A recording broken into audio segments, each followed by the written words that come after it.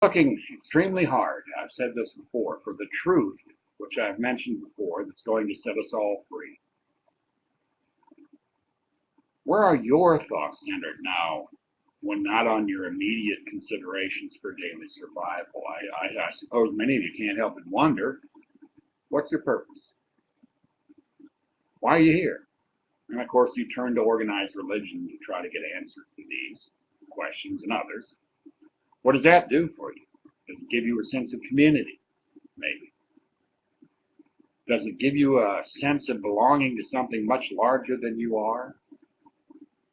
I suppose it does, but really, if you sense the universe around you and think about where you are and what you're doing and how you're living and existing and all those sorts of things, you have to realize that you are part of something gigantic, magnificent in its expanses, almost incomprehensible also, I would say. It's a complete functional syncytium of interconnected entities who are all self-aware. And we all work together and help make this universal reality true. Organized religions need to believe in them and to believe that they will provide meaning for your existence. They may be organized around a particular religious iconic figure, or they may be organized more around a centralized system of beliefs with an all-father as their guiding spirit. And what they do is they place a human-like aspect on the identity of this supposedly all-powerful entity, and that, to some extent, trivializes the whole idea. It makes the entity a co-resident in the universe in which believers live. By trivializing the belief system, believers can then ascribe human feelings such as love and hatred and benevolence to this iconic entity, and that allows them to not have a complete inferiority complex as they start thinking that if their God could be reached and reasoned with and convinced to intervene in human affairs.